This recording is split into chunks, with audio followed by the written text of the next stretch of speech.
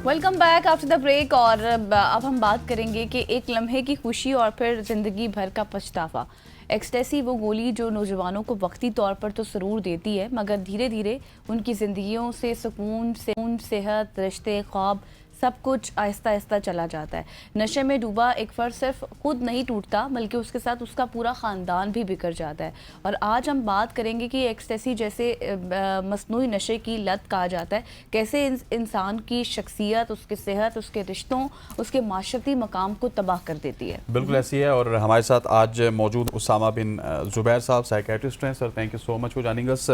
सबसे पहले तो एक्सटेसी की बात की जाए तो सर ये इसको आम फेम ज़ुबान में वही जिस तरह पिल्स लेते हैं लड़के और उसके बाद पूरी रात 12-12 घंटे 13-13 घंटे डांस होता है और फिर अगले 3-4 दिन वो सोए रहते हैं। सर, ये कितना ज़्यादा डेंजरस है और कितना इसके असरात होते हैं आपके ज़हन के ऊपर? देखिए, ये एक केमिकल कंपाउंड है जिसे MMDA भी कहते हैं और बेसिकली एक आम आजकल जो नशा है आइस, ये समझ लें उसकी बड़ी बहन है। अच्छा। ये दिमाग को स्टिमुलेट करती है। अच्छा, गोरे ने ये ड्रग बनाई थी कि आप महीने में एक आध दफ़ा करके पार्टी कर लें, डांस कर लें, दोस्तों के साथ एंजॉय कर लें। यहाँ पे क्या हुआ है कि ये रूटीन में यूज़ होना शुरू हो गई, इसका नशा शुरू हो गया।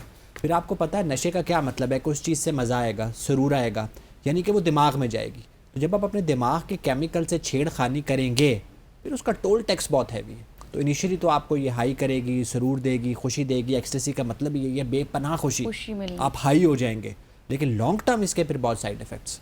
सही। तो ये आप अगर रेगुलर बेसिस पे लो तो फिर क्या होता है?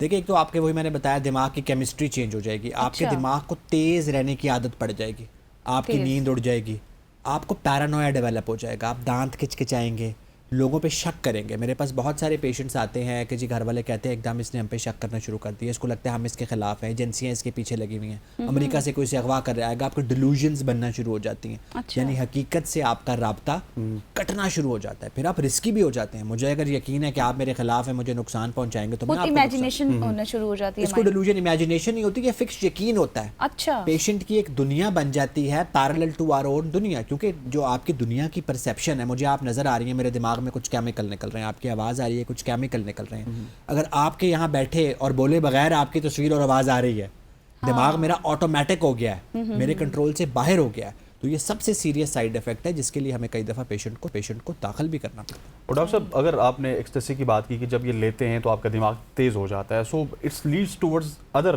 जो आपके नशे हैं, जिस तरह कोक है, उससे भी दिमाग आपका तेज़ होता है, तो ये आपको उधर भी लीड कर लेगी और वो भी आप खतरे की तरफ चले जाएंगे। देखिए, ये तो गेट वे है ना। जब आप बैरियर टाउन या गुलबर्ग ग्रीन की एक पार्टी पे चले गए हैं, रेव कल्चर शुरू हो गया है, फिर वहाँ पे अल्कोहल है, हीरोइन है, आइस है, एक्सटेसी है, कोकेन है, पैसे आपके पास हैं, पार्टी वहाँ पे हो रही है, तो फिर there is no looking back.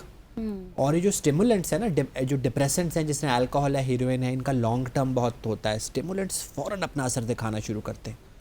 और मैंने आपको मेंटल हेल्थ प्रॉब्लम्स की बात बताई, फिजिकल हेल्थ प्रॉब्लम्स आती हैं।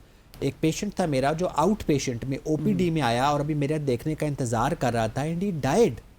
उसका CPR करना पड़ा, क्योंकि ये स्टिमुलेंट्स जो हैं ये हार्ट को नुकसान पहुंचाते हैं। जब आपका दिमाग तेज़ होगा, पूरे जिस्म में तेज़ी के केमिकल निकालेगा, आपके दिल को मुतासिर करेगा, आपकी शरियानों को मुतासिर करेगा, तो मेंटल हेल्थ भी हो सकता है लेट आए, पहले आपकी फिजिकल हेल्थ डैमेज होना शुरू हो जाएगी। तो ये इसलिए फिर इंपॉर्टेंट है कि बहुत सारे लोग इनके इलाज के लिए साइकोलॉजिस्ट के पास चले गए, दम कराने चले गए, तो वो जब डॉक्टर पिक्चर में नहीं आता तो बहुत सारा फिजिकल और मेंटल हेल्थ डैमेज फिर कई दफ़ा इरिवर्सिबल भी हो जाता है। अच्छा, मतलब इससे मेंटल हेल्थ ख़राब है, फिजिकल हेल्थ ख़राब है, तो फिर आप किस तरह से डील करते हैं? एक पेशेंट को रिकवर करने में कितना टाइम होता है? देखिए, सबसे पहले तो ये देखते हैं ना कि पेशेंट अपनी मर्जी से आया है या लाया गया है।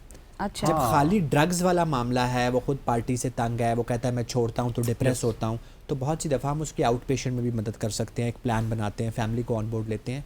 लेकिन बहुत सारी दफ़ा जब पेशेंट साइकोटिक होता है, उसका हकीकत से राब्ता कट जाता है, उसे कानों में गैबी आवाज़ें आती हैं, लोगों पे शक होता है, तो व्यूअर्स ये जान लें कि ये वो कंडीशन है वो इलाज के लिए कभी नहीं आएगा। इस कंडीशन में कानून हमें इजाज़त देता है कि हम पेशेंट की मर्ज़ी के ख़िलाफ़ भी उसको दाखिल करके उसका इलाज कर सकते हैं, जब तक वो हकीकत की दुनिया में वापस नहीं आता, क्योंकि वो बहुत रिस्की हो सकता है। वर्ल्ड में है वो। बिल्कुल, आप बहुत सारे ब्लास्फेमस चीज़ें आ जाती हैं, वो नबूवत का लोग दावा कर देते हैं, हाई हो जाते हैं ना दिमाग के केमिकल तेज़, लोग उनको जला देते हैं। फिर बहुत से लोगों को लगता है एजेंसीज मेरे पीछे हैं, वो जो CCTV कैमराज लगे होते हैं उन पे बबलें चिपका के बबल्स लगाना शुरू कर देते हैं कि ये मेरे लिए लगाई गई। یہ مجھے دیکھ رہے ہیں. ٹھیک ہے, تو اتنا جب ڈینجر آ جاتا ہے پھر اس وقت ان کی مرضی کے خلاف داخل کرنا پڑتا ہے, پہلے سائیکوسس کو سیٹل کرنا پڑتا ہے, پھر ہم ایڈکشن کی پرابلمس کی طرف جاتے ہیں, اور پھر اس کے بعد ایک بہت بڑا پنڈورا باکس ہوتا ہے فیملی پرابلمس کا. جس طرح ہمارے آج کے ٹاپک میں بھی ہے نا کہ مینٹل ہیلتھ پرابلمس بھی آتی ہیں, فزیکل ہیلتھ پرابلمس بھی آتی ہیں, اور سوشل پرابلمس بہت آتی ہیں. اور کئی دفعہ وہ جو فیملی ریلیٹڈ ایشوز ہیں ان کی وجہ سے انسان لینڈ بھی کرتا ہے ڈرگس پہ, اور کئی دفعہ وہ ہم بچانے کے لیے بھی استعمال کرتے ہیں. تو یہ جو فیملی, جب میں ویسٹ میں کام کرتا تھا نا تو وہاں فیملی کا بہت کانسیپٹ ہوتا نہیں تھا. میرا کمیونٹی نرس تھا, وہ گھر جاتا تھا, وہ دیکھتا تھا ہفتے میں ایک دفعہ, تو فیملی پکچر سے مائنس ہوتی تھی. یہاں فیملی ڈبل ایج سوارڈ ہے. اگر میں فیملی کے ایموشنس کو, فیملی ڈائنامکس کو سائنٹیفکلی اسٹیئر کر پاؤں تو یہاں پہ ایڈکشن کا سکسیس ریٹ ایڈکشن ٹریٹمنٹ کا ویسٹ سے بہتر ہے.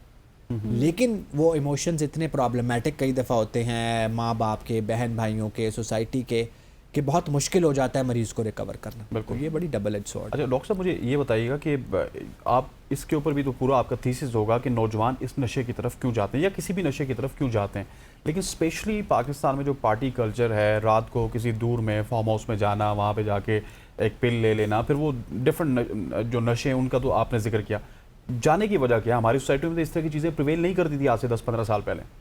اچھا دیکھیں, اگر کرتی بھی تھی نا تو وہ بڑی لمیٹڈ تھی.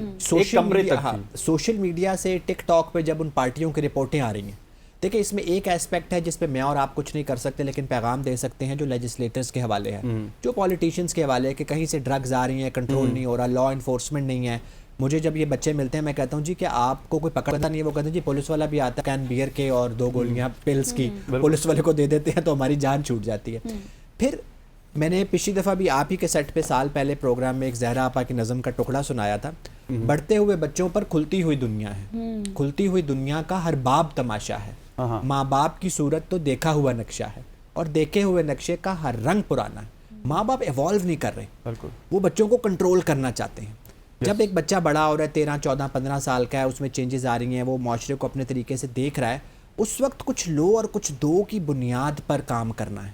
اس وقت ماں باپ ریلیجن کو یوز کرتے ہیں, روایات کو یوز کرتے ہیں, سوسائٹی کو یوز کرتے ہیں بچے کو کنٹرول کرنے کے لیے.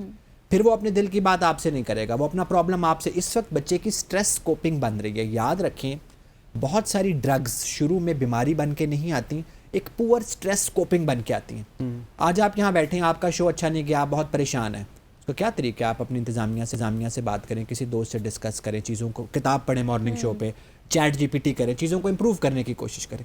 دوسرا طریقہ کیا ہے؟ جا کے ایک سوٹا لگا لیں. ٹھیک ہے, وہ شروع میں آسان لگتا ہے. تو بچوں کو مسائل ڈسکس کرنے کے لیے لیس ایموشنل پیرنٹس, لیس کنٹرولنگ پیرنٹس, لیس کنٹرولنگ مینٹورز, ٹیچرز وہ اویلیبل نہیں ہیں. تو اور وہ جو گلی کے کونے پہ کھڑا چرس بیچ رہا ہے وہ بڑا ریڈیلی اویلیبل ہے, and he is looking for it. تو پھر بچوں کی 14, 15, 16 سال کی عمر میں یہ سٹریس کوپنگ بنتی ہے. پھر یہ گلیمرائزڈ ہے. آپ کی سوسائٹی میں کام کرنا گلیمرائز نہیں ہے. میں صبح 6 بجے اٹھتا ہوں, لوگوں کو بتاتا ہوں مجھے شیم کیا جاتا ہے.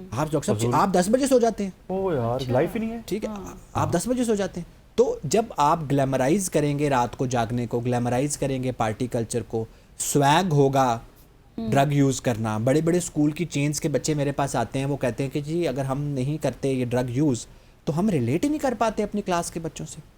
اور چرس کو تو میں اکثر جب پیشنٹ سے بات کرتا ہوں, میں کہتا ہوں جی کوئی نشہ آور چیز تو استعمال نہیں کرتے, وہ کہتا ہے نہیں. پھر مجھے ڈسکلیمر دینا پڑتا ہے کہ چرس بھی ایک نشہ ہے. وہ کہتے ہیں ٹھیک ہے, پل بھی ایک نشہ ہے.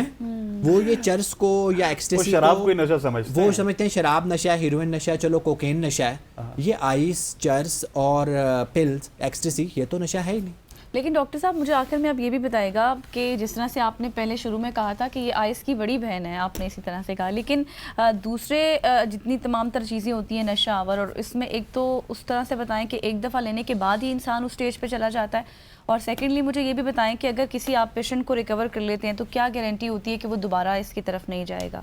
اچھا, آپ کے دونوں سوال جو ہیں, سب سے پہلے تو یہ کہ یہ پرسنالٹی فیکٹرز بہت ہوتے ہیں. ٹھیک ہے, لوگوں کی, ینگسٹرز کی شخصیت میں تھرل سیکنگ ہوتی ہے, اچھا, اوپننیس ٹو ایکسپیرینس ہوتی ہے, وہ کچھ نیا کرنا چاہتے ہیں. نیا کرنے کو آپ کی سوسائٹی میں فی الحال ہے کچھ نہیں. ٹھیک ہے, سوائے ایک جو مارگلا کی ٹریلز ہے, چلو پہاڑی چڑھا دیا, اس کے علاوہ کیا, کوئی ماؤنٹینرنگ نہیں ہے, کوئی سوئمنگ نہیں ہے, جاگنگ نہیں ہے, میوزک نہیں ہے. تو وہ پھر اس طرف جاتے ہیں. اور ایک دفعہ جانے کے بعد بہت سے لوگ واپس بھی آ جاتے ہیں, تو ایک دفعہ سے ہرگز نہیں ہوتا, اس وقت بھی اگر آپ ہیلپ لے لیں. ٹھیک ہے. دوسرا آپ نے بتایا, دوسرا سوال تھا آپ کا, دوسرا یہ تھا کہ گارنٹی کیا ہوتی ہے کہ پیشنٹ دوبارہ سے. دیکھیں ویسٹ میں جو ریلیپس ریٹ ہے وہ 90% ہے. اچھا. ایڈکشن کا مریض ویسٹ میں 90% دوبارہ جاتا ہے. پاکستان میں ہمارے پاس پھر بھی حالات بہتر ہیں, بلکہ میں کل بھی کہہ رہا تھا, میں نے کہا یہ جو محمد بن سلمان صاحب ہیں سعودیہ سے, یہ مجھے کس دن پکڑیں گے, کیونکہ میرے پاس جو مریض تیسری دفعہ داخل ہوتا ہے اس کے گھر والوں کو میں کہتا ہوں اب اس کا سعودیہ کا ویزا لگاؤ, اس کی وہاں پہ نوکری ڈھونڈو. اس سوسائٹی میں اس کی ریلیپس پریونشن نہیں ہو سکتی کہ تیسری دفعہ علاج فیل اگر ہو رہا ہے 2 سال میں, یہ تیسری دفعہ داخل ہے.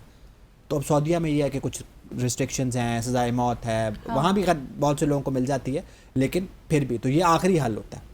تو یہ یاد رکھیں یہ ایک محنت ہے جس میں کچھ دوائی ہے, ڈاکٹر کا رول ہے, کچھ فیملی کا رول ہے, کچھ پیرنٹس کا رول ہے, کچھ سوسائٹی کا رول ہے. سارے مل کے محنت کرتے ہیں تو ہم اس ٹھیک ہونے کے پروسیس کو لمبی ڈیوریشن تک ٹھیک. بالکل ویسے, اور ڈاکٹر صاحب نے جو آخر میں بات کی نا کہ آپ کی سوسائٹی کا وائبرنٹ ہونا بہت لازمی ہے, بہت ضروری ہے. اگر آپ کی سوسائٹی وائبرنٹ ہوگی, یہاں پہ کچھ کانسرٹس ہوں گے, پھر کچھ کمیونٹی اسٹرانگ ہوگی, میوزک ہوگا, کھیل ہوں گے, ٹریلس کے علاوہ بہت سارے آپشنز ہوں گے آپ کے پاس جو مہنگے نہیں ہوں گے, جو سستے ہوں گے. آپشنز بہت سارے ہوٹلس کے بھی ہیں, لیکن وہاں پہ جا کے آپ کو 20-25-30 ہزار روپے کا بل پے کرنا پڑتا ہے. ڈاکٹر صاحب thank you so much for joining اس, آپ کا بہت بہت شکریہ. خواتین و حضرات, صبح کی سوچ سے اتنا ہی. مجھے غزل اشرف کو اور ہماری پوری پروڈکشن ٹیم کو اجازت دیجیے. اللہ حافظ.